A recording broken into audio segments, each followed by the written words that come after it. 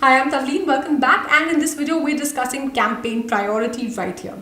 Now, let us understand what campaign priority really is. So first, assume that you have set up a campaign in your store, right? And you've set up a discount of, let's say, 10% on the eyewear or the eyeglasses category in your store, right? And one of the frames or one of the products of that category is the cat eye frame. So think about this, that there's a product in that particular category, which is the cat eye frame, right? And a discount of 10% has been applied on it.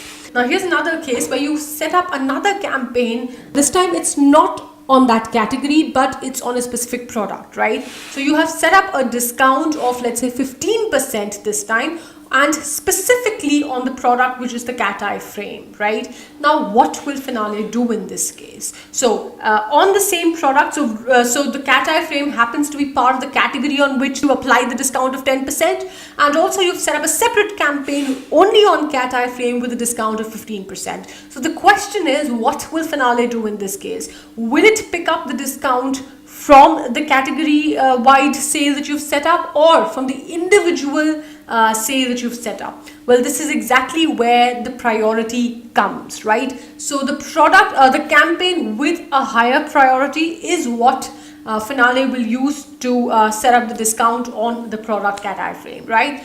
Let me show you this example in Flesh and Bone, and let me show you how priority really works. And I've set up a discount, so it's a discount of 50%, right? And I've set it up on Rooster product, and the campaign priority, let me just leave it at 0 first. So now the campaign priority, the default campaign priority of all the campaigns is 0.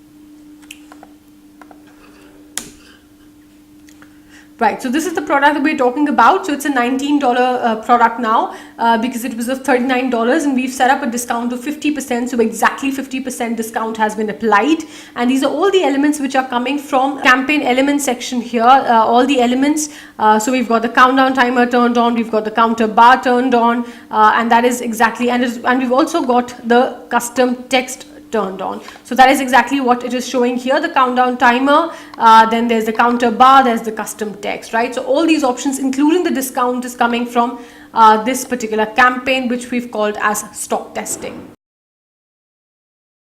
Now this is the campaign stock testing that we're talking about. It has a priority of 0. Let's duplicate this campaign so that we know how campaign priority really works and how it is going to pick up the discount, right? So we've created a duplicate. This is the copy, stock testing copy, right? And now what we're going to do is that we're going to set a discount of, let's say, 10%, right? So this is a discount of 10%, percentage based discount. Again, it's on the Rooster product. Let's just update this.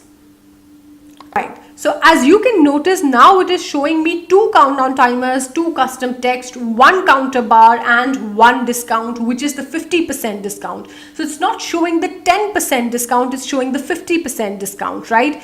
Now basically, it's showing a single counter bar, and the reason for this is that the stock size can only be 1, right?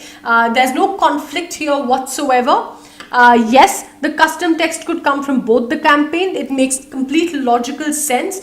You've set up 2 campaigns on the same product, and the one custom text is coming from one campaign and the other is coming from the other campaign. So this is completely no conflict zone. Finale is going to show both of them most certainly, right? Even in case of countdown timer, both the countdown timers are coming from both the campaigns. The only conflict that arises is in case of discount. Now it is applying a 50% discount, but in the other campaign, the duplicate campaign, we set a discount of 10%. So what is happening here? Well, this is where campaign priority comes in. So this is the copy, this is the duplicate campaign. So I'm going to set this at, let's say, 1, right?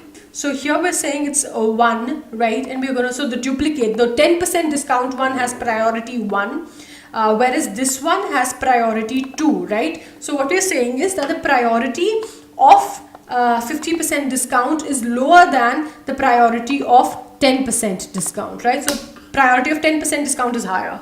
Yeah, so that's it. Now we've set the priority of 10% discount at 1 and the other at 2, which is why it is now picking up the discount from it is showing 10% discount because the priority has been set at 1, right? Now, like here, when you hover over Excel Finale, you will be able to get all the campaign details on that particular product. So this is the product ID for the product. Now under it, you will be able to see the IDs of all the running campaigns, the non-running campaigns. You will be able to see the discount, right? So what is basically happening is that we've got 2 running campaigns here, and that is where the discount is coming from, right? So this is stock testing copy, this is the duplicate campaign, and this is the original stock testing campaign. So these are the 2 running campaigns, and these are the non-running campaigns, right? So campaigns where of which Rooster is a part, but they have either expired or they are deactivated for some reason, right?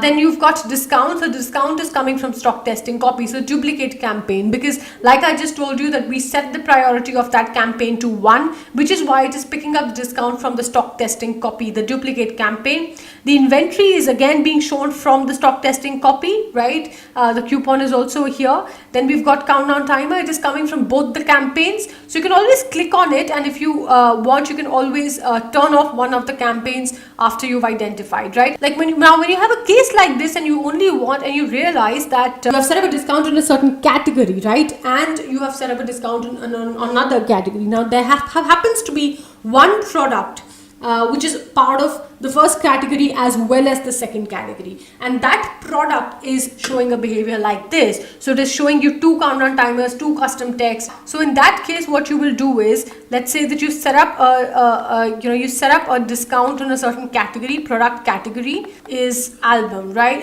Is, let's say, alarm clocks, right?